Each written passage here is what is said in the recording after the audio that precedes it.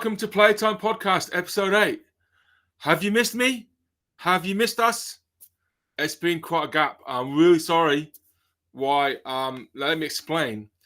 It's been really busy. So there's been lots going on.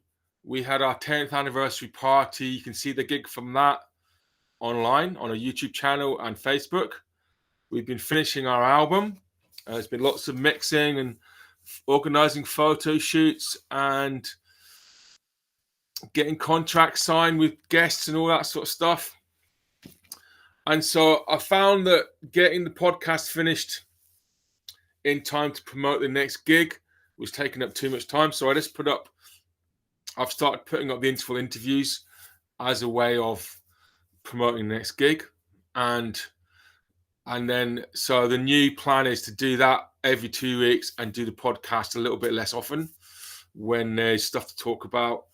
And the thing is, the podcast will be featuring interviews we've got with guests that are playing with us, but the concerts are online. So if the concert's already happened, we can still promote it on the podcast, and you can go and watch it if you find a musician interesting. And that's the beauty of live streaming and recording and having catch up on all of the gigs.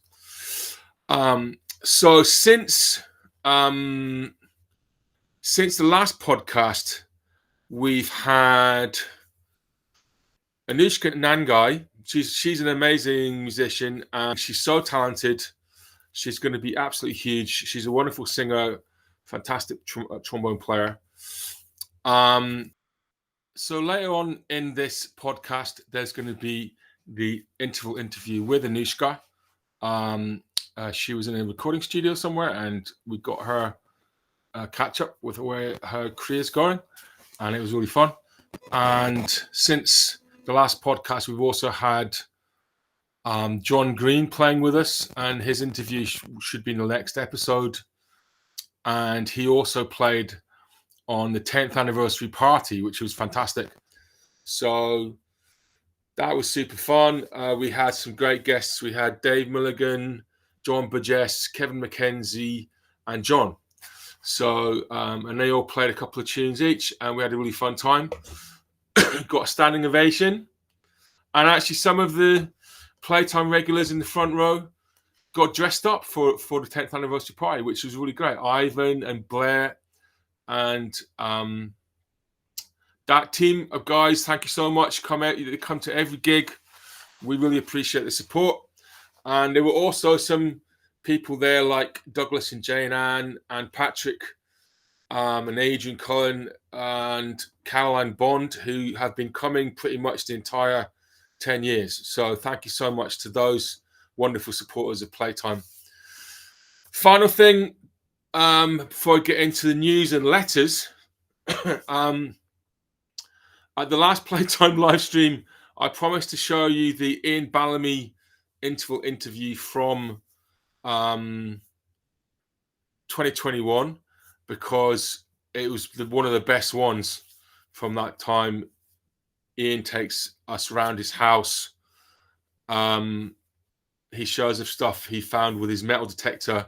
He has an argument with his wife about the charger for the laptop. Then his laptop actually runs out of battery, and then he obviously gets the charger for his laptop off his wife. Then he comes back on the interview. The whole thing is genius and hilarious. So definitely worth a watch. That's up on the YouTube channel. Subject to Ian saying he's happy for that. It's also on Facebook. If you go back to 2021, it's been there the whole time. But so that's all that out of the way. So next up, since the last podcast episode, there's been the shocking news in the Scottish scene of the closure of the legendary jazz bar in Edinburgh. And there was no warning about this. A couple of days before, it was sort of in earlier this month. On a Monday, there was an announcement that they were closing for a few days because of a leak. And then a couple of days later, this announcement that they were closing permanently. And it just sounded really final. And this was shocking and devastating on lots of layers because first of all, there's all these wonders what happened in terms of what happened inside the jazz bar organization and what they've been going through. It's a very tough thing to do, to run a venue like that for our music, and the people that do it almost always put themselves through a lot of stress. They don't get thanked enough. They get a lot of shit off people. They can get a lot of shit off musicians who want to be booked and don't understand if they're not booked or not booked enough.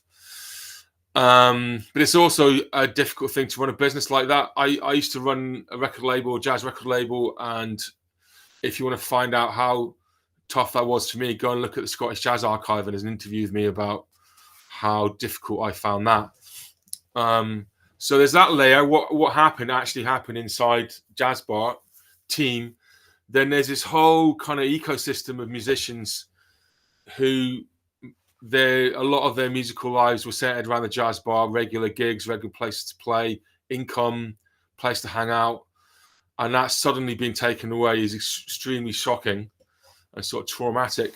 And there are some gigs happening in another venue, Bohemia, to try and plug that gap. But a lot of musicians had gigs booked in that were suddenly not happening. And then the next layer out is thinking about Edinburgh City. At one point we had 3 jazz venues putting on gigs several nights a week, and now there's none. No kind of dedicated jazz venues. And how can a kind of European capital city let that happen or be okay with that happening? And then Scotland as a nation, the Jazz Bar was a really significant, iconic, important place for nurturing Scottish musicians and developing the scene and supporting the scene. So how can the country let this happen? Why was the Jazz Bar not better supported by funding and other things? These are all questions that nobody really has the answer to. Bill Kyle, it's worth talking about Bill Kyle a little bit. Bill Kyle, he was this drummer that gave me one of my first drum lessons when I was about 14 at the Broughton Jazz School. And at the Broughton Jazz School, myself and my brother Phil were there. Tommy Smith was there. John Ray was there. I think Colin Steele and Kevin McKenzie might well have been there. And it was the first sort of jazz education thing that happened in Edinburgh. It was put on by Roger Spence. And Bill was one of the older Scottish jazz musicians teaching there. And I always say that I felt about Bill, I think the way that young Scottish jazz drummers now probably feel about me, which is I was glad he was there and I respected him, but he wasn't my favorite drummer because I was into Elvin Jones and these younger American drummers and so I didn't really sort of value him as much as I did later. And as he moved forward through his career, both as a player and a drummer that kind of got involved in infrastructure, he just did such an amazing job. And when he died, I wrote this obituary in the London Jazz News. And while I was writing it, I kind of realized that one of the things he did incredibly well was jazz it's different. Jazz in Scotland in particular is different to traditional music because Scottish traditional music is authentic. There's no question mark about whether it's authentic. Scottish traditional music played by Scottish people, that is the authentic version. Whereas jazz from a place like Scotland, it's a bit like Scottish traditional music being played by people in Poland. If you think about jazz as an American, or particularly an African-American music, then there's this question about, is it authentic? And what does that music scene need to do to grow and to be seen as high quality? And so I think jazz musicians in Scotland have always had this relationship with looking to the US as a way of comparing themselves and seeing how they stand up next to American musicians, going to America to play. But increasingly also jazz has become a global music, and jazz from different countries other than the US around the world has become as much part of the tradition moving forward. Or you could say that jazz has split into multiple, like a river that's split into multiple channels. And I think that's a beautiful thing. And there's now world-class, interesting jazz coming from all around the world. And Scotland is one of the places where there's an interesting, really cool jazz scene. And I think the fact that Scottish jazz musicians, some of us are checking out traditional music, Scottish traditional music as an inspiration, can make us unique in that world scene. So the thing that Bill did better than anybody else in the Scottish jazz scene was he balanced this need for Scottish jazz musicians to look out into the world and to seek connections with this origin of the tradition, the source of the river, so to speak. And also, I mean, Bill played gigs with Lee Konitz in his club. That was an amazing thing. And he did that. He gave a gig to Snarky Puppy when they were unknown. So when they played in the Queen's Hall, I went to see them in the Queen's Hall. They were fantastic. And at the end of the gig, it was packed out. They said, let's all go down to the jazz bar. We're going to go there and jam. And they went and played in the jazz bar for free to pay Bill back because he put them on when they were unknown and treated them really well. And then Bill's balanced that way of looking to America and looking to the wider jazz scene in the world with valuing and supporting and nurturing the local scene and sort of pouring love into the local scene. And he got that balance did that incredibly well. So he was loved by people like Snarky Puppy and by a scene of local musicians in Edinburgh that he supported and put gigs on. And he created a venue that managed to survive without funding for 25 years, which is an incredible achievement. I think there's some major players in the Scottish scene who haven't got that balance as well, haven't managed to find that balance as well as Bill did, and have tended to put down the local scene and raise up musicians from outside. But Bill got it right. I think he got that absolutely right.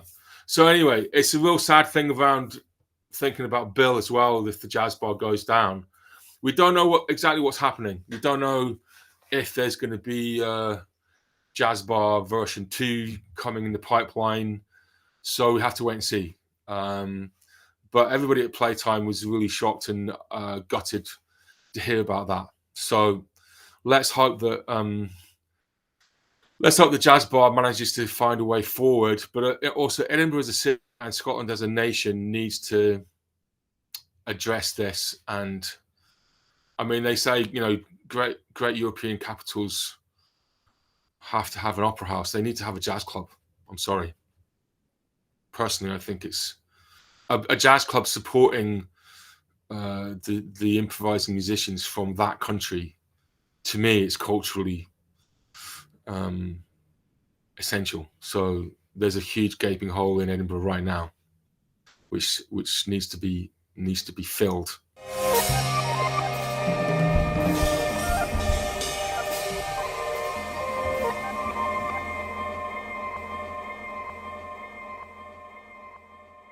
Well, welcome back to the podcast. Glad to be back. Episode 8. I'm thrilled. You don't look thrilled. I'm quietly thrilled. I'm continually thrilled. I'm thrilled in a very British manner. You look like you're being held captive in a cellar. No, it's just because it's quite light outside. So if I do that, okay, right. Do the light. So yeah, I need to keep the light at bay, so it doesn't look weird. You're definitely not being held captive. Well, you blink 3 times if you need rescuing. I'm being held captive by my own actions. I've never had anyone say something as true as that, whether you intended to or not. It is true. We all are. I mean, we all are. Yeah. So I've invited you on here, A, because I love you and I think talking to you is fun, and B, we need to go through 2 items for the podcast. I've already explained to the viewers slash listeners, or viewer slash listener, why there's been such a long gap between the last episode, which is because we've been really, really busy with album recordings, photos, shoots. Album recording, very exciting. Yeah, and 10th birthday party, everything, like lots of stuff going on. And we've been Ed's birthday party? 10th birthday party. 10th, right. Yeah. And instead of doing the podcast every 2 weeks, I've been putting out the interval interviews. So anyway, I was hoping that we could talk about 2 things. First of all, 2 things. First of all, the news about the jazz bar closing. Mm-mm. And then we've got some letters and messages to talk about. Mm-hmm. So let's talk about the jazz bar closing, because it feels like I know we don't fully know what's going on, but it feels like a really bad thing. Would you agree with that? It's a terrible thing. It's really bad, yes. I agree. It's just sort of the sense of how fragile the jazz scene is, and there's something that's actually really important to a lot of people trying to survive in the jazz scene. This piece of infrastructure is just suddenly going like that. It's kind of shocking. It exposes the fragility of the entire the whole scene. And then, funnily enough, I was just watching Instagram videos this morning, and there was one by Brian Eno saying that explaining the concept of genius, where he says that. Have you seen that one? No. Well, it's pretty interesting. He says that in arts, people tend to kind of talk about geniuses as, extremely wonderful, unique entities like Picasso, like he's talking about graphic arts, painting and all the rest of it. That's his, but it could be translated to other fields of art. And then he says that we kind of, just like glorify this whole concept of genius as if the genius is something that one person came up with and it's everything in their head.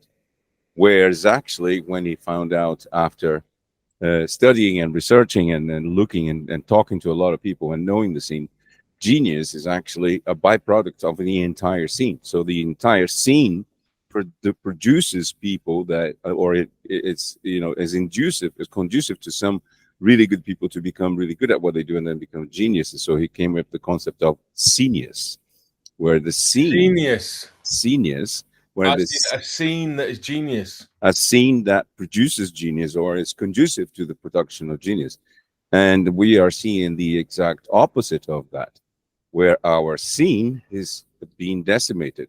But that's, probably a reflex of the entire view that music, art, and lots of other activities that we do hold dear to our hearts actually superficial, superfluous, and not really worth of investment by the powers of being. And then because that makes the whole scene very fragile, and it's something like the only purpose jazz venue in the capital city goes under. Everyone loses. Everyone loses, but also there's this massive message that this is not important.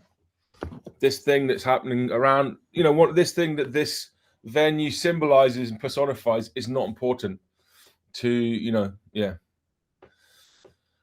If it was a weapons factory, the government would step in, or no, it's like you don't even have to go far from arts. If it was a classical venue or a classical orchestra, if it was like something, save our opera, save our orchestra, then be people kind of clamor in newspapers.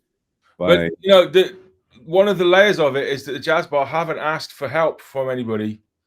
As far as we know, and we don't quite know what's going on there. So I'm not so sure about that.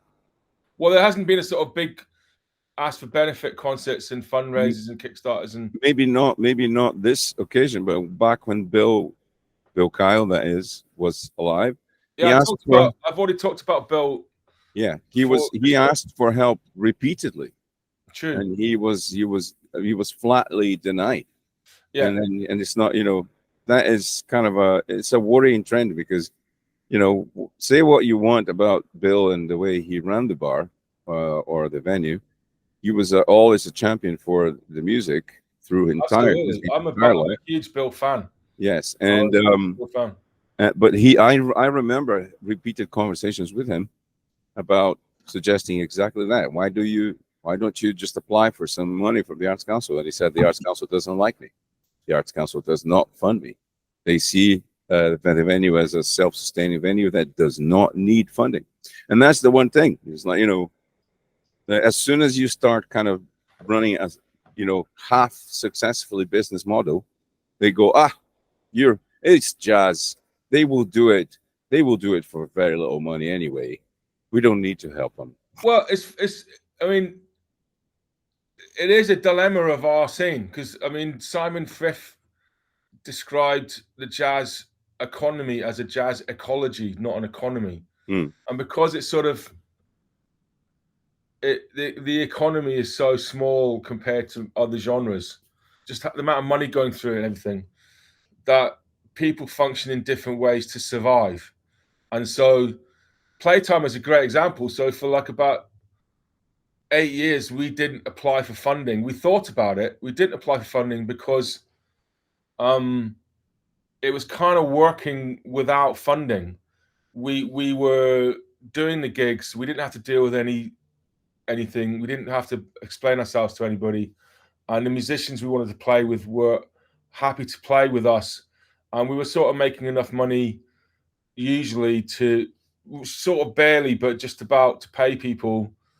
And the audience started coming, and it sort of was like this, if we get funding, then it's going to potentially ruin this thing.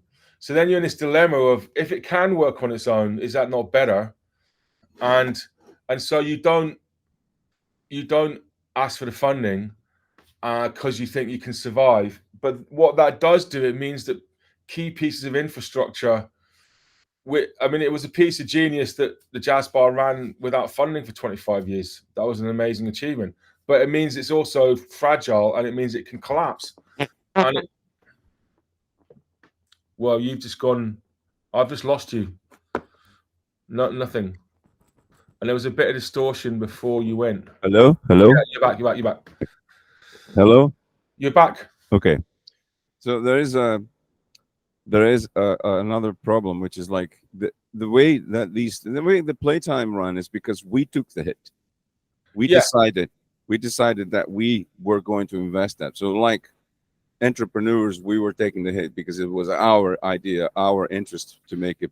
Well, it was Martin and Graeme's idea. Well, it was Martin and Graeme's, and then it became ours. We actually, the ownership was very soon kind of divided in four anyway. It started with them, but then it became a whole group thing, which is also, I think, part of why we're successful, because a collective, when it works well, it's much more successful. And so against some right-wing, very prominent people's ideas of the time, they're completely against collectivism. So what I think about, the fact that some initiatives actually work because we decided to make them work, because we took hits when there was no one in the audience and we took very little money, no money at all, is because we wanted to make it. But the fact is, like, is funding going to ruin it? Absolutely not. Funding has not ruined it. In fact, it has helped. So yeah, I think that's right. I mean, I think we held off for quite a long time, and we've sort of jumped in, and it's felt like a positive step, and many things are feeling better than ever, and it certainly hasn't damaged the live element of it. The thing that was always there is as strong as it's ever been, the live gig, and it's allowed us to do a lot of brilliant things. But anyway, in terms of the problems of the scene and the fragility of the scene, you could see how, for a business like the Jazz Bar, if they can be independent from that annual. They either have to kind of go full blast for funding and try and get medium-term funding, like 3-year, 5-year funding, which gives you some stability. If you're just going for this year-on-year funding, which is what we're on, after 9 months, you've got to start applying for the next block of funding. Otherwise, you just do it for, the whole thing collapses anyway. Yeah. So, and the fact that the funding bodies, not just in Scotland, but apparently all over Europe, have completely retreated from having a jazz strategy. They don't have a jazz strategy anymore for Scotland. They just treat all genres the same. Everybody has to apply. They have certain organisations that get regular funding or 3-year funding, but there's nobody going, jazz, this is really important to jazz. We need to help this thing because it's really significant for this genre. And I think that's one of the big problems, is that funders have retreated from strategic thinking. And I think it's also to do with something about very unique about the British jazz scene.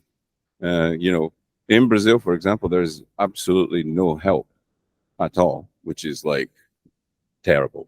Yeah. In here, you have help, but you also have a very ingrained line of thought through the entire fabric of society, which is like comes from normal people up to people in deciding positions of government, which is the usual "I hate jazz" phrase, and that has even become, that little a comedy sketch, the "I hate jazz" thing, and and the guy says, "Well, it's funny because we're going to come on."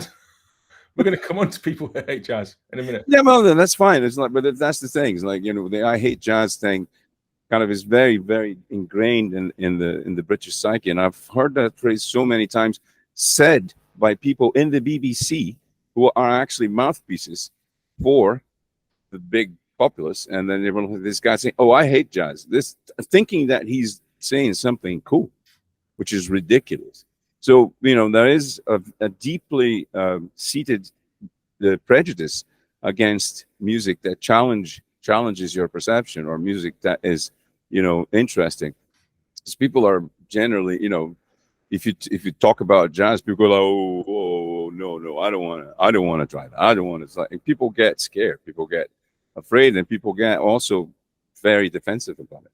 And that translates into the attitude of funding bodies towards the style, because they know there is going to be resistance to that. There's a shadow over your left shoulder, which looks like a scene out of Nosferatu. There's a silhouette of a bush in the sunlight. No, right there. It looks like the bit when Nosferatu's coming out. Yeah, I'm about to be turned into a vampire. Yeah, it does look scary, and I'm worried for your safety. As a vampire. Well, let's move on from that, but hopefully the jazz bar will find a way through this, and the Scottish scene will find a way to not lose a key piece of infrastructure from an already. Well, that is the other thing about the jazz economy or ecology, is that we are very resilient. We're very hard to kill. Yeah, especially you and I.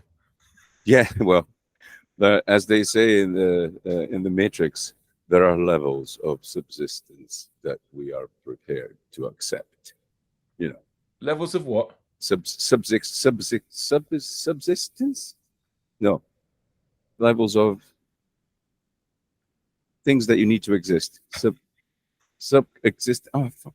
Man, why do you do that to me? I'm going to quiz you on Portuguese now. No, I wasn't making fun of your English. I just couldn't understand what you said. I know. It's because I honestly don't know if I didn't find the word I was needing. You were doing this really cool quote from The Matrix, and it slightly fell apart. No, it fell apart spectacularly, actually. It was shite. But you will let you off because it's not your first language, and No, it's not. Right. So I was trying to wrap it up there, and you just kind of the topic, and you just derailed it. You just sucked us back into the topic, but we do hope that the jazz bar finds a way through this, and that the wider scene, and the city of Edinburgh goes, this cannot happen. And the country of Scotland goes, this cannot happen. Yeah. Are you sitting down for that? Maybe lie down for that. Yeah, I'm not ain't going to gonna hold my breath. Yeah. So, but we do not know exactly what's going on. So it's possible there may be more positive things happening. Anyway, okay. So we've got a bunch of messages to go through, and then we're going to talk about a particular thread on Facebook. So, Oh, I know which one it is. Right, but before we get to that, let's talk about some messages. So, first of all, the wonderful Brian Palmer, our correspondent from Islay, the island of Islay, he's asked me a question about, do I have just two symbols on the right of my kit because there's insufficient space to fit one each side, or is it just ergonomic preference? Which is a fantastic question, because Brian is, as well as being our Islay correspondent, he's also a drummer. And he knows what he's talking about. He's a cycling correspondent, as we'll come on to in a minute. The answer is, I used to have a cymbal on the left, and I realized I'd gone a whole gig and never played it, and I had a bad back, so I just stopped bringing it. So it's not only ergonomical, it's also physiotherapeutic. It's what? About the physiotherapy. Physiotherapeutic? Yes. Yeah. That sounds like a kind of dinosaur. Is that a word? No. No? I think physiologic. Physiotherapeutic is not a word, but I guess it is now. It's kind of cool. No. Physiologic. What's the reason? Therapeutic. Physiologic. Physiotherapeutic would be but it's still not a word. Is it not physiotherapeutic a word? I've never heard it. Well, I think it makes sense. If anyone knows if that's a word, please. I mean, recently I said to somebody that's not a word, and it turns out it was a word, and I felt like a total dick. Okay. Anyway, I said it with complete confidence. I feel like that every day, several times. Well, no, but it's different for you because you're it's not your first language, and also you make up beautiful words that add to our language. And that's one of the reasons why I love listening to you talk. But I sometimes say to people with this kind of like, I'm a mansplaining middle-aged man, and I say with complete confidence to younger people or whatever, that's not a word. And then it turns out it is a word, and I just look like a massive, massive mansplaining arse. Not only you're a middle-aged mansplaining dick, you're also wrong. Yeah, the middle-aged dick thing is going to be a theme of today's podcast. Anyway, another message from Brian. I'm going to put, for the video viewers, I'm going to put up a photo of Anoushka Nanguy from her gig. Nice to see Anoushka is also a fan of the best-looking national cycle jersey in the business. So apparently she was wearing a Belgian cycling jersey, and Brian knows that. And it's totally cool. I wondered what it was. I thought it was no, I didn't know it was a cycling jersey. It's kind of orange with these really cool stripes on it, and just the style of it, it was like really cool. Brian apparently has a very similar one. So then we got another message in saying, referencing my new hat, the Trilby hat that I've got. Been loving the gigs, not sure about the grey Trilby hat. You look like a pound shop George Galloway. I think and that's from my mum. I knew it was going to be. Thanks, Mum. Love you. Bye. Thank you. And then there's one from your mum, Solange Caribe. Oh, is that right? It's glorious to hear you working so happy. She does. She did say that. Isn't that lovely? She loves it. And she had nothing to say about your appearance. No, she didn't. No, she did not. Unlike my mum. I'm sorry, Tom. Your mum loves you. It's all right. And I'm sure she also thinks it's glorious to see you working so happy. Well, she didn't specify who the you referred to. I think let's just take it as a plural you. Everyone. Yeah, fine. I think we're happy to take that. I think obviously the biggest part of that plural you is the singular you. But yeah. And Stuart Hamilton, the wonderful sound engineer, commented on our 10th anniversary photo. So I'll put it up on for the video viewers, for listeners. We did this photo shoot recently, and the 10th anniversary photo is us with AI generated party hats on, done in the new beta version of Photoshop. And Stuart wrote, almost the best looking band from that part of Path Head. So almost the best looking band from that 20 square meters. Yeah, basically that was the thrust of his humor. Yes. And then if it was a sheep band, it would look better than us. And there were lots of sheep around. There's this new thing in Photoshop where it's using AI. You could put a box around somebody and go, like somebody's head, and go, seagull head. Mm-hmm. And it will replace your head with a seagull head. Right. So I put a box around me in one of the photos and said, make less fat. Mm. And it just replaced me completely with a perfect image of this really fat older guy. I saw that. It didn't work. I'm going to put this up for the viewers. Yeah. And it was like AI thinks this guy is less fat than me. I think AI didn't quite get the idea. We don't know who this guy is, but this is the future, folks. I mean, that's the problem with AI. You see, you translate that to defense systems, and then that's where you get total annihilation. I think you've hit on something there. It's still not perfect, is it? Another message another message from someone's mother, the wonderful Karen Green, who's John Green's mum, who actually we're going to hear about in the interview. We're going to hear a piano playing in the interview with John Green that's coming up. Here, she forwarded the interview with John to her Facebook page, and she wrote, "Here is the interview with John Green. If you can get past the hat discussion at the beginning, you will hear some interesting things about music in our family." Now, what do you think that means, Mario? If you can get past the hat discussion. I think she thought that the hat discussion went far too long. I think she's probably not interested in middle-aged men with hats talking about hats. Or she didn't find it funny. Or both. She's very much entitled to opinion, because wait till you hear her piano playing. She's an amazing piano player. And she's also the mother of an amazing musician. And I've met her, and she's a very, very nice person. And she genuinely loves Playtime. Yeah.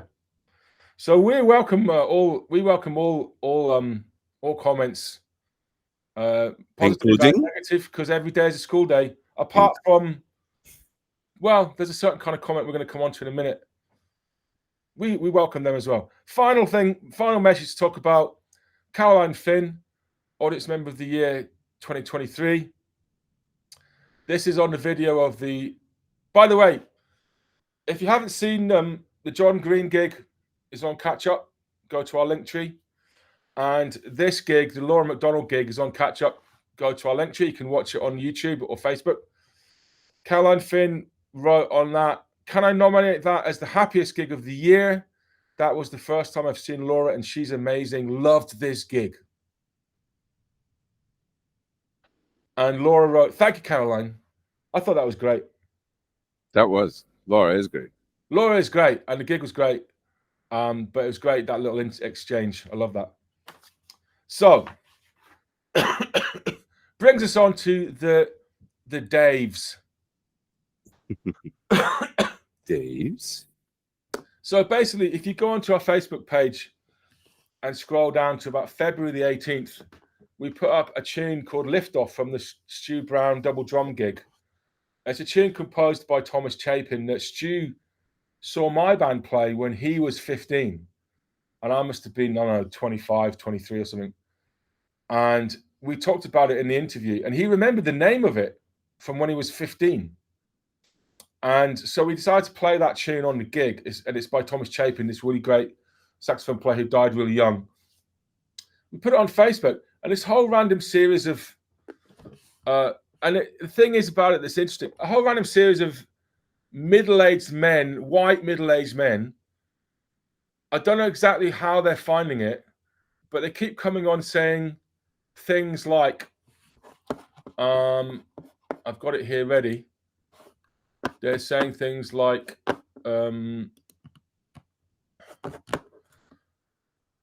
that's just fucking noise. Everything is fucking That's noise. just fucking noise. What an effing row. Was this an audition for the Fast Show? As much rhythm as a wet mattress falling downstairs. Now, this is a crack on. Listen, this is Steve. Well, the first, there's a guy called Steve and a guy called Neil, a guy called Dave, another Stephen. Listened to the first couple of bars and thought, this must get better. Listen right through to the end. I was wrong. It was crap all the way through. And I wrote on that one, I've been trying to just be, nice about these people. Thanks for not giving up on us, Stephen. That's nearly 9 minutes of crap you endured. And then another Dave. Sometimes I find it too far self-interested and self-indulgent, showing off techniques rather than entertainment. As a very young lady once said, you really can't whistle it, can you? And there's stuff like a bunch of stuff like that. All the right notes, just in the wrong order. This is just one of the reasons I fell out with jazz. Well, that's why I was talking to you just earlier. Exactly. Doodling tinnitus. So what do you make of all this, Mario? What's your thought? It's to me is that there's that low. I mentioned that comedy sketch I saw not long ago. It's an old comedy sketch. It's a British comedy sketch as well. And there's the guy saying, "Oh, what about jazz? The most important art form of the 20th century." And the other guy saying, "Oh, I hate jazz. I hate jazz. Music for middle-aged man and psychically challenged people." And then he goes, "No, what do you want? You want, simple stuff, nursery rhymes." And then the guys start saying, no, I hate jazz. And then he goes, "Well, you hate jazz, do you? I don't think you hate jazz. I think you fear jazz. I think you fear the lack of form, the chaos." And it's brilliant because it's exactly what it is. I think that's Mighty Boosh, guys. The Mighty Boosh. Yeah. Right. It's great. I'll try and find it and put a link to it in the. It's a brilliant. And then the guy starts scatting, and then then he says, no scatting. We don't need scatting at this point. And then he keeps on scatting, and then he throws a bucket of something on his face. But that's kind of it's exactly what's these guys that have all the right to hate what they hear. So it's no one needs to like everything. No one needs to like the same thing. However, to invalidate that music as pure, gash and everything, it's a byproduct of the wonderful social media interaction we have these days, where everyone says what they think, regardless if it is rude, or if they said it in front of someone else, they'd be slapped on the face. Or it's also a byproduct of that deeply seated culture of don't accept what's different. It's not everyone that's doing it, is it? It's just white middle-aged men. That's the thing. I don't mind people not liking the music I play. In fact, I'd much prefer that some people disliked it, because if everybody liked it, then it would obviously be bland shit, So I want the people that love jazz and love improvised music and love experimental music to like the music I play. I want the people that like James Last and to hate it, But I think it's not. The thing that interests me is why it's just one demographic of people that are leaving these comments. I think you're actually find out that it's not just one demographic. It's not just white middle-aged men. You will find white and either I see that the people, men and women. The people that hate jazz is everybody, but it's just this demographic that are leaving the comments. Yeah, they're the most vocal about it because they feel like, number one, it's kind of you remember the Fast Show? That was the jazz sketch. That was one thing that already kind of led into that into that kind of system of belief. Yeah, jazz is shite, which was fun, because But actually, the guy John Thompson that was the nice. He's actually a very good jazz drummer, apparently. I know, but that that's what happens when you make fun of that you love. That's cool because it's like you are entitled to do that. But then other people start saying, "Yeah, that's actually shite," and a lot of the pieces of music that they did in the Fast Show, I'm going. I've actually played on gigs just like that. Yes, that is true. I mean, it is. There is an element of truth in that. The fact is that what you have. You always have those guys. Like you always have the right-wing trolls. They were just not able to have a platform to speak from in the early days, and now they do. And I think these guys do now, and we're gonna have them. They're part of the environment. Yeah, I mean, I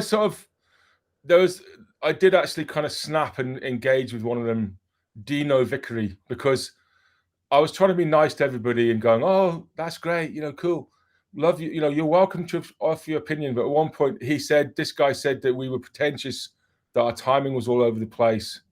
We were all reading. He's not. This guy is wrong in all counts. We're not reading, and the timing was not all of it. But I started to think maybe this guy's not real, and he's somebody. There's another. This guy. So if you look at his profile, there's nothing there. No, I know. I'm thinking this could be a friend of ours winding us up. Which brings me to my point of these people being trolls. They're just there to troll people. They're just wanting to kind of badmouth and be trolls about it. That's how they get off. Yeah. And there's nothing you can do about it. There was always going to be trolling. Yeah, no, I think it's been. I've quite enjoyed it. I just felt like I needed to post something that was pushing back. Otherwise, you're just kind of not doing anything. And that to me actually brings. It justifies my deep belief that social media interactions are, in general, very useless. They're useless, and they can become quite down nasty. And well, yeah, I mean, I think that you got to remember that there's like out of 128 or so comments on this thread, there's like 12 negative ones and lots of positive ones, number one. And number two, the way you respond to this kind of negativity is part of one of the ways that you demonstrate your values, and you don't have to be, I personally don't want to attack these people and sort I know, absolutely. There's no point. But I do wonder why they feel they need to document their opinions like that. It's just, because it bothers them. Well, good if it does. Good. Yes. Well, that's the thing. It's like I remember, it's like if something that challenges and bothers you makes you feel that way, so you actually have to respond and then act negatively to it. It's quite an amazing. Did I tell you about that time when I was about 15, 16 years old and my dad decided to take me to an Ingmar Bergman cycle of movies? Okay. Actually, never watched not just one movie, but a whole series of movies. Whole series. So yeah, it was like, so he took me to this cinema, and there were like 2 or 3 movies, and one of the movies was a movie called Fata Morgana, and there's like about 15 minutes of planes taking off in real time, and then the whole 15 minutes is just like that, just like planes taking off, and then the next plane takes off, and then the next plane takes off. And I think by the 4th plane or something, I was absolutely incensed. I just thought, what the hell is this guy doing? This is just a joke. Is this a joke? And then I just stormed off the cinema in the height of my 16-year-old rant, anger. Yeah. Thinking like, what is this thing? What did you bring me to watch, Dad? And then I just like seething outside, and then the film finished, and he came out, and it was like, so well, you left. And he said, yeah, I was absolutely incensed about that movie. What the hell? What do you think about bringing me to see that movie? And he said, what did you think about I understand it, but have you ever thought that he might have put that scene there to kind of piss you off and, irritate you? Then he achieved his goal. You were very pissed off. I was like, oh shit. Oh, I didn't think about that. It's like, have you seen Anatomy of a Fall? No. It's this film about this German woman writer it's a French film, who's married to a French guy, and they have a son who's partially sighted. And the opening scene, the writer is more successful than the husband. The woman is more successful than the husband, and she's getting interviewed, and the husband's upstairs and starts playing this incredibly loud music that's incredibly annoying. And it's right at the start of the film.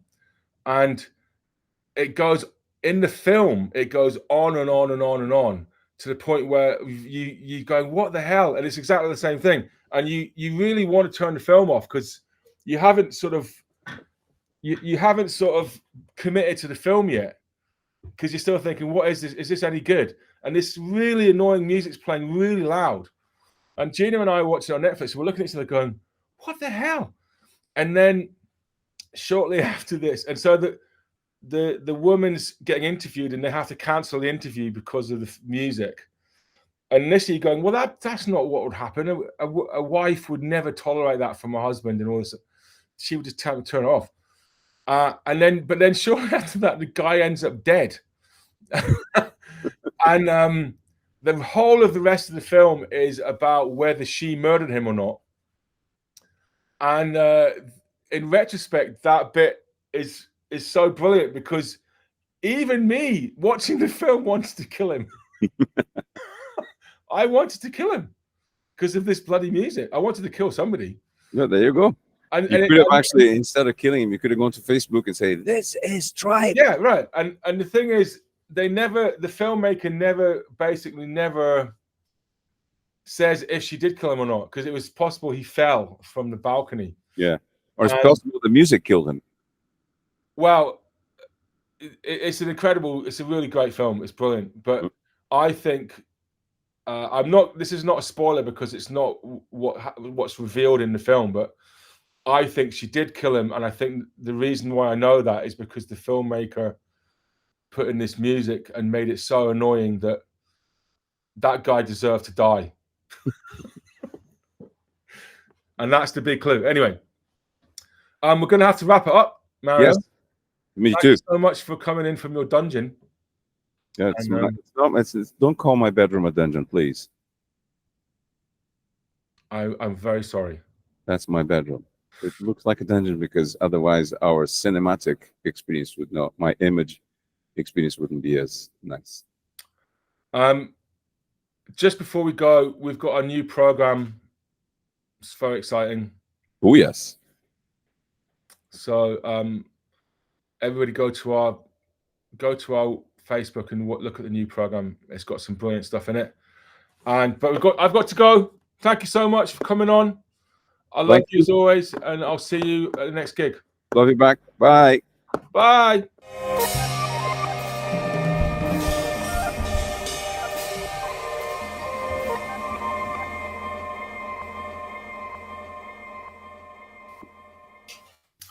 So thank you to Mario Caribe for coming on and chatting about all that stuff. And now we are going to have the interview with the wonderful Anoushka Nanguy. Please go and check out her gig. It's on Catch Up on YouTube and Facebook, and it's fantastic.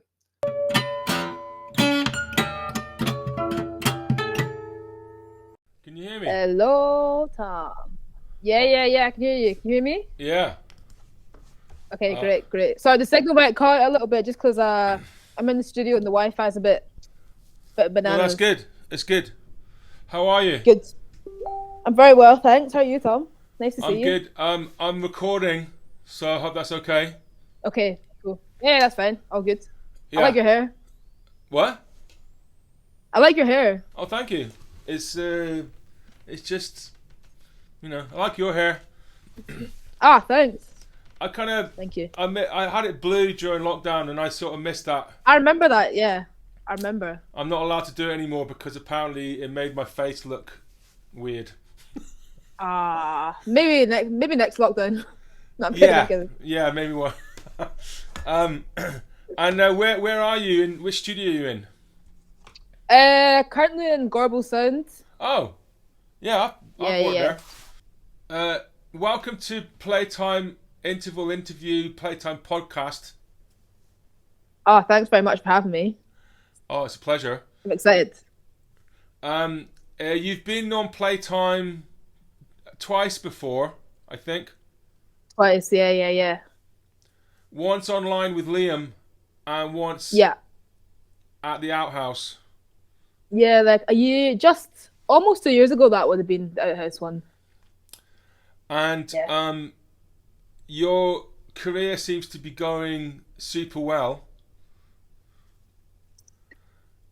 It's been very exciting over the past couple of years. I've been playing with a band called Cocorocco, and it's kind of like taken off and allowed me to go to some really amazing places, meet some really amazing people, play some amazing gigs and festivals. So what's the most exciting? It's nice to. What's the most exciting gig you've done in the last couple of years in terms of like just the one you look and go, wow? The most, I would say, playing in Mexico. Baidora. Playing in the Baidora Jazz Festival. I think just the whole experience was quite wild. Just the culture shock, the vastness of Mexico, the driving is crazy. Not knowing if I'm going to make it to the gig or not because motorbikes swerving in and out. The festival was just amazing. The music was great. Saw Hiatus Coyote, one of my favorite bands. Hiatus Coyote, they're an Australian band. Okay, how do you spell that? Hiatus Kaiyote,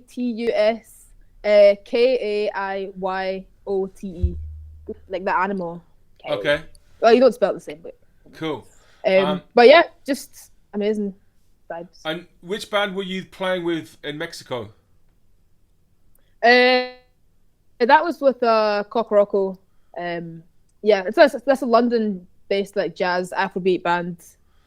The one I've been playing with quite a lot these days.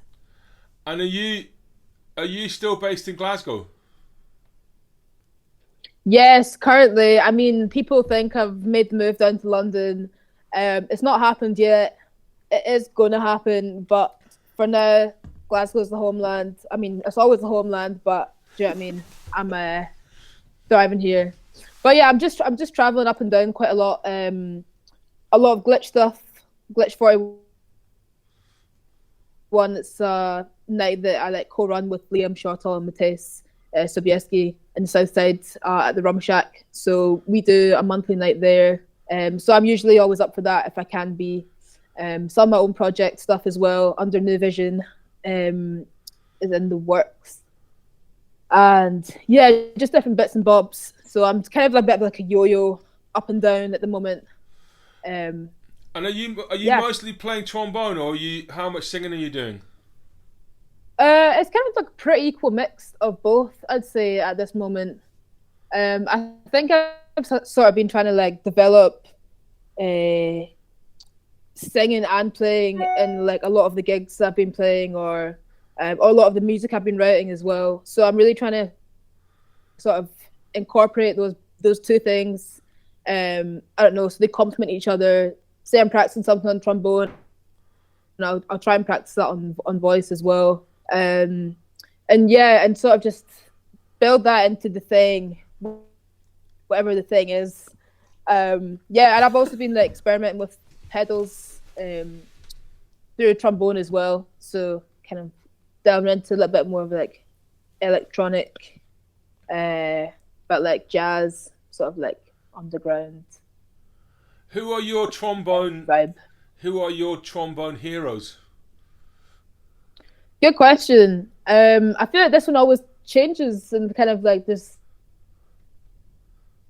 quite a constant rotation. But I'll say like Shannon Barnett, German-based, Elliot Mason, one of the kings of the Jazz at Lincoln Center Orchestra, just incredible.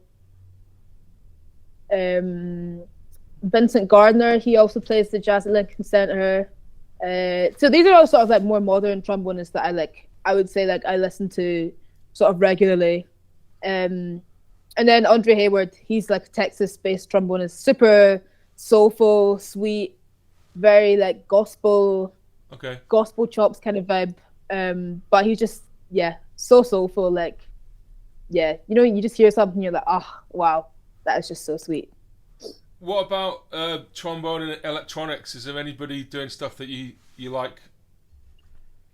In terms of electronic, I know Rosie Turton down south in London. She's kind of like gone into the world of using like a hefty pedal setup. And I know she's got her own project, sort of like primarily focused on those kind of pedals, sort of like electronic sound. I think more like improvised. I wouldn't say like free necessarily, but they're just very open sort of soundscape vibes, which is amazing. And it's just such a massive world, like I don't know, building electronics into like a fully acoustic sound, you know what I mean? Lots of parts, physically, mentally, to connect. Have you listened to Albert Mangelsdorfer? Albert Mangelsdorfer? Yeah. I've not, no. I think it's Albert Mangelsdorfer or Albert Mangelsdorf. Okay, I'll have to check that out. He's like a sort of kind of free, very creative trombonist. Okay. From the sort of 80s, 70s, 80s. And the other guy that I was wondering if you listened to was Christian Muthspiel. Muthspiel, no. He's an Austrian guy. Ah, okay. And I think he used... How do you spell Muthspiel? Muthspiel. And he was doing some stuff electronics that was cool. He was on a couple of festivals I was on about 8 years ago or something like that. When I used to do festivals. Oh, love. I know also Chris Greaves got an amazing pedal setup as well. Who? I've heard him in this trio. Chris Greaves? Oh, yeah. Yeah. He's amazing, yeah. Sweet setup. Yeah. But yeah, it's just such a vast world, isn't it? Yeah. There's like the whole drum setup with a guy I saw with like setting up pedals to his drums recently. Well, I sort of explored it for a while. And I had a couple of gigs where I had a couple of gigs where I actually got it all working and was really creative, and I enjoyed it. Yeah. And I was really into looping and slowing down Yeah. around the drums, Sweet. and I really liked in Ableton kind of the sound you could get. But there was for the one or two gigs where everything worked and I really enjoyed it. There were about 10 gigs where I got totally stressed out. I couldn't get it to work, and it was That's a nightmare. how it always goes, isn't it? So I think for me, I never quite got over that hurdle of. There's also you got to take so much gear as a drummer anyway. It's all this extra gear to take, and I kind of got to the point where I had some experiences where I thought, this is just a nightmare, and it's always extra work and gear, and then I can't get it to work at the last minute, and it stresses me out. But I will try again. I will try again. Try again. There's always time. Okay, I've got. So first question is alternate careers. If you weren't a jazz musician, what would you do? If it doesn't work out, what are you going to do? Good question. Well, some people might know or might not know, but I'm also a trained barber as well. No. Yeah. Like Phil O'Malley. So yeah, like Phil O'Malley, pretty much. Yeah, like after like last year at RCS, well, basically during lockdown, I had been cutting like lots of my friends' hair, and I think I developed a bit of a. I wouldn't even say it was a skill. It was kind of maybe everyone was skin and could go with like, do you know what I mean, a budget haircut, but I didn't even charge them. It was just get me a coffee or, do you know what I mean, buy me a pint when the time comes. So yeah, basically I sort of developed that practice and then got better, and basically just went to train as a barber for a year. Wow. I'm kind of in retirement now, although if people In are desperate, retirement? well, semi-retirement. Yeah. Although if people are desperate and they come to me, you know, like crying or, you know what I mean, having an existential crisis, I'll cut hair again. I'm having Yeah, a hair and emergency. I cut my own hair as well. So Wow. Fantastic. so yeah, be a barber. So that's you've got all lined up, the alternate career. Got it all lined up. Got a future idea, to materialize. And Bridging do you have a sense jazz of like barbering. do you have a sense of, you know, like, because it seems to me you're this will sound like I'm kind of kissing your ass, but it seems to me you're so talented in the different ways that you're talented, and the combination of things you've got going on is that, you know, I could imagine you like really becoming famous, like really famous as a jazz musician and a singer. And do you have a sort of sense of that and a vision of yourself being somewhere else in the future and making your own records, or what? Have you got a sort of sense of that, or are you just going to see where you go? I mean, I guess there's only so much you can like plan ahead for because things constantly change. But yeah, no, I've got plans for my own group, New Vision. We're going to be hopefully recording an EP this year. Hopefully, will come out at sometime at the end of this year. Yeah, and then be like working more with Kokoroko.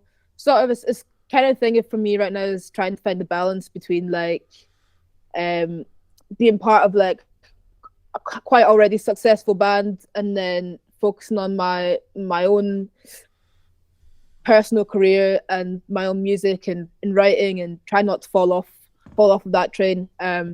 Yeah, and just kind of like always be occupied, always try to be inspired, go to gigs, play with different people, write with different people. Are you bringing some of your own tunes to Playtime? Yeah. Great. Yeah. Yeah, because I love the stuff you brought last time, so I'm kind of looking forward to seeing what you're writing these days. Sweet. Yeah. It'll be good. I'm excited as well. Play with you legends. It's been a while. Right, I've got one more question. Well, it's not a question. It's a test. Okay. Okay. So I'm not very good at tests. Is it problem solving? No, it's about creativity. Okay. Great. It's called. Okay. It's a new segment in the podcast called "Jazz." Do jazz musicians have creative brains? Okay. And you're the second person to do it. And right. Okay. There's 3 options you can choose. The first one is called Scat Tennis, where I scat something, you scat something, and we exchange scat singing kind of little things. Like a conversation. Just for like 45 seconds or something like that. Okay. That's option number 1. Option number 2 is a free association test. And I read out a series of random words, and you just say what comes into your brain. And I'm going to put some sort of scientific music underneath it, so it feels like a scientific test. Right. And the third option is just tell me to go myself. Or however you want to phrase it. I don't think I want to go with option 3 because I like doing with friends. Okay. So I think I'm going to go with option 2. It sounds frantic, and I kind of like that. The free association test. Yeah. Okay, here we go. So, ladies and gentlemen, do jazz musicians have creative minds? Episode 2. Start the music. I'll put the music in later, but start the music. And wait, how many words am I allowed to say? You can say whatever you want. Okay. I'm gonna say 9 words, and you Okay. just react. Right. Okay. Great. Let's go. Okay. Start the music. Here we go. Celery. Green. Crunch. Moist. Cardboard. Brittle. Brown. Bendy. Wendy. Boring. Upside down. Downside up. Later. In future. In the past. Red. Yellow. Orange. Blue. Green. Primary colors. Elbow. Legs. Legs. I'm just repeating what you said. I'm not saying a new word. Okay. Feet. Arms. Exercise. Exercise the mind. Bikes. Running. You've passed the test. The test is finished. Well, hard test. Didn't really know what direction to go in. Pardon? I didn't really know what direction to go in. Well, I thought it was good. I thought you clearly Amazing. your brain is just like pouring out stuff. And Creative. that's what the test is designed to test. Oh, amazing. Thanks. I feel Okay, like my so days- I know you've kind of got to go. So thank you so much for coming on. It's really lovely to speak to you again. And I'm looking forward to seeing you next couple of weeks. And yeah. Sweet. Yes, me too. I'm excited. I'm excited to see you. I'm excited to play. Good. Yep. All right. All right. Thank you. Have a good one, Tom. Bye.